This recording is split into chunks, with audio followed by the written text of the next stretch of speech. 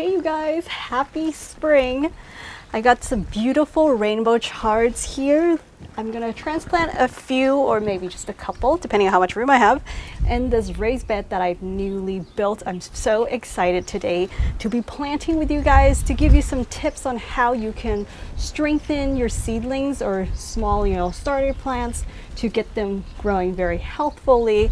So I'll be planting out a few things. I'll give you some tips on like how to plant the tomatoes, peppers, and maybe some chards. Show you guys how I like to kind of lay out my space, especially in this small space. I really want to cram as much in as possible, but also not to overcrowd because the plants need light and some space for them to kind of spread a little. That's how they would thrive. First, let's talk about how to get your seedlings starting off very healthfully, and that starts with the beginning of a seed's life. If you are starting from seed indoors, make sure that you have very bright light, and usually the light I'm looking at like 6500 K. The grow lights, make sure it is bright enough, and you need a fan. A fan really is important to strengthen the root development of the plant so that they become very healthy and sturdy plants, because the wind or like the fan kind of mimics the wind in nature.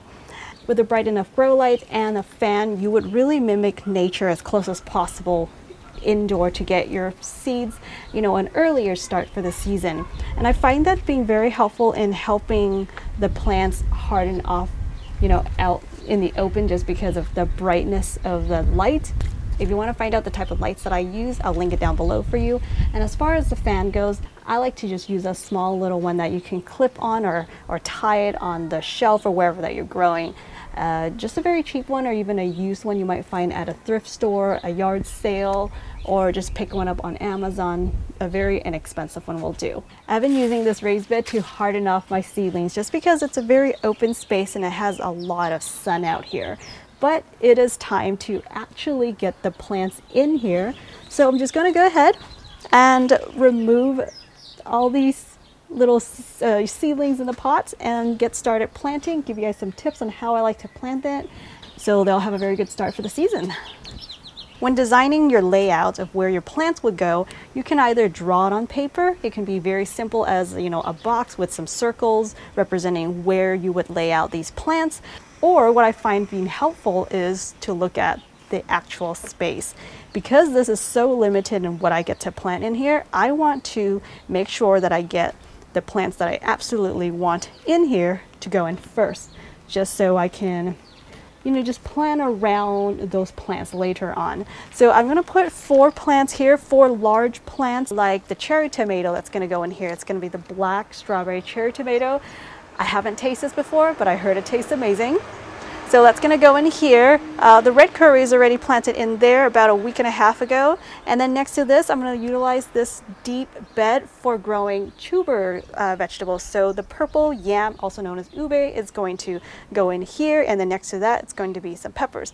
So basically, I will define my space by placing the largest plants in, and then just kind of start planning around what other space I got around and put in the plants with the appropriate size and the appropriate needs, such as how much sun they're going to get in that sort of like extra space all around the larger plants.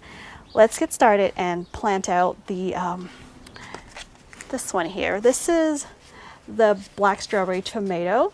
Now I always recommend to plant your stuff on a cloudy day, or in the evening after the sun sets, so you wouldn't get as much of a transplant shock.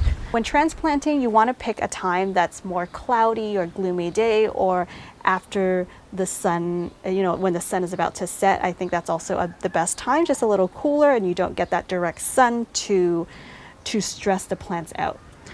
Today is supposed to be a cloudy day, but the sun, I guess it's kind of going in and out. When transplanting, it can be as simple as digging a hole, placing the plant in, and water it. But what I like to do is to give the plant a little more support by feeding it some mycorrhizae. Usually I have like a shake with me, but I have been out of that. And I'm going to try out this new product. Actually, it was sent to me by Organic Brew. This is an organic growth stimulant. It is made with 100% humic compounds. To do the root soak, I'll be doing the 50-50 mix, 50% of this and 50% water. Mix it up and just simply, place the plants, the soil and root in it, dunk it in, and then place it into the space that you want to transplant it. All right, I think I'm just gonna do 1/4 cup. And then 1/4 cup of water. And this is filtered water.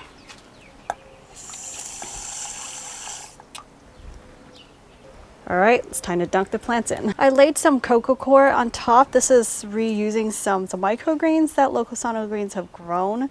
I'm just going to harvest these up to have a little snack later. And then I'll plant it because this is actually the spot that I want the cherry tomato to go.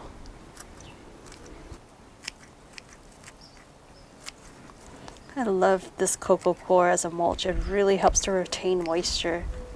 This is just a really great way to reuse, giving a second life to your materials.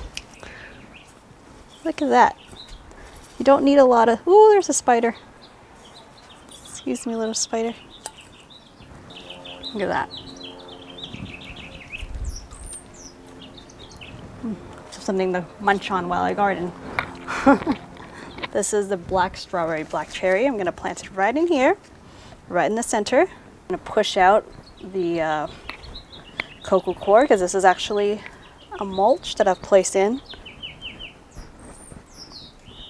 Plant it right in here.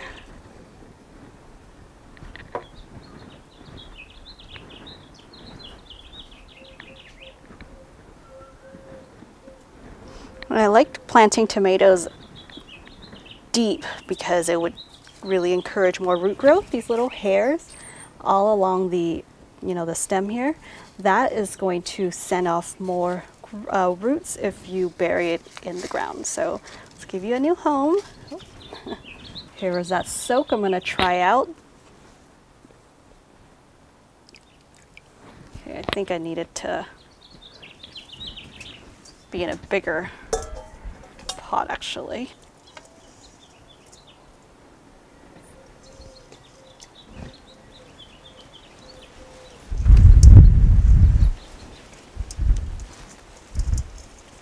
Okay. Go inside. I think it can go a little deeper. Currently the soil level is here. I'm going to plant it in deeper.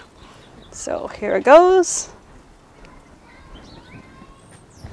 This is the organic fertilizer. I just poured it into this container. I'm using the Climate Guard 444 balanced fertilizer. I'm just gonna spread a little bit all around. Now that soak I just did, that helps with the plants, the roots to better uptake nutrients. So in order to better uptake nutrients, you actually need nutrients in it. So I just like to put a little bit of fertilizer. Let's just wish the plant good luck. And there we go. Remove this lower portion, the lower leaves. Good luck.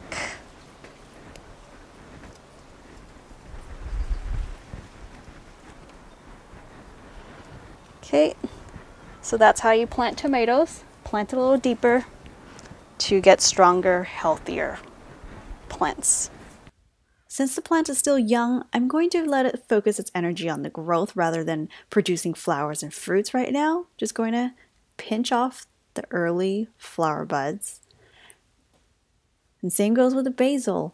I just want it to focus its energy on producing more side shoots, producing a fuller plant for me rather than flowering right now. So just simply snip it off.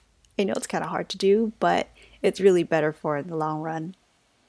Now, believe it or not, these peppers and tomatoes used to look like this. They were seedlings that were a bit stretched out because I didn't move them to the light on time. But if you keep potting up things like tomatoes, where the little hairs will produce roots once the stem touches soil, or the pepper plants. When I potted up, I planted them about an inch deeper. Next up I'll be planting is the purple Yam Ube. I dug it up when the plant died back over winter, and I stored this in some cocoa coir and had a little bit of moisture in the cocoa coir in this bucket in the garage. So now I'm going to get it out here because it's definitely warm enough. And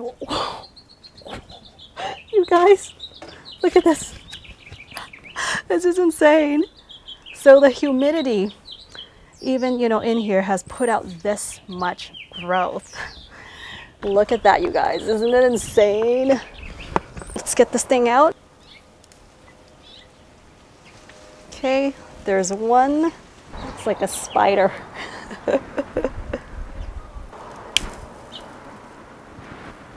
All right, I'm just going to plant this section in. Look how beautiful this purple is. See that right there? I'm just going to put a little bit of turmeric powder. Okay, next I'm going to apply some turmeric powder right on this opening because I just tore the two, tubers apart. Give this a nice soak. You know what? I think this does a better job if I actually just sprayed it. Seems to be a very wasteful to try to soak that in. I think this is, hopefully this is a better idea.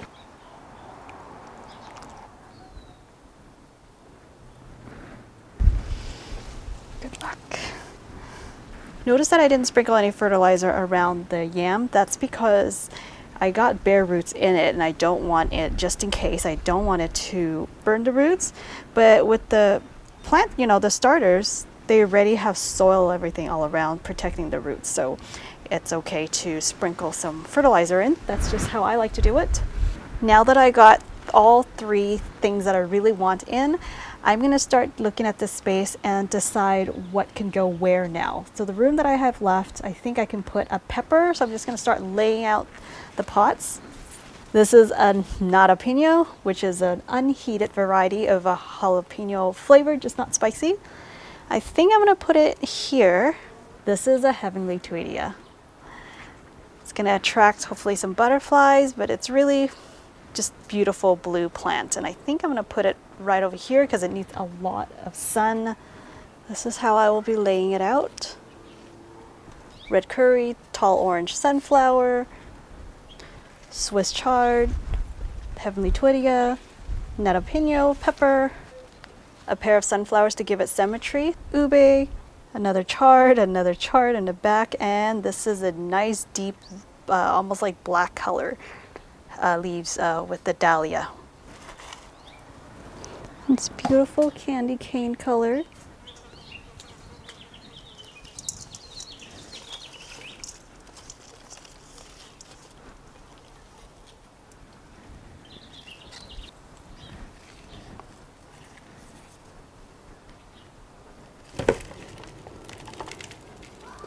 Here's the dahlia.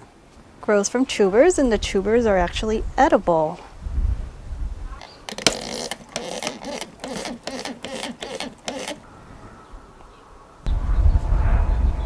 Give it a little squeeze all around. There you go.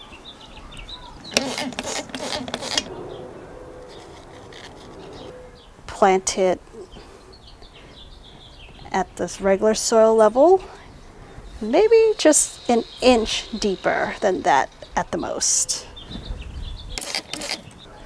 Okay, good luck. All right, I think the pepper can go right over here.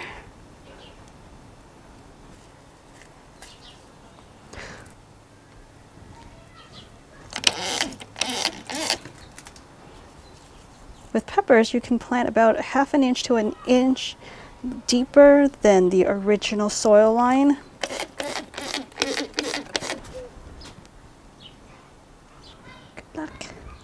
Now that I know where everything goes, I'm just going to go ahead and speed this growing process up a little more by putting it back inside with the grow light.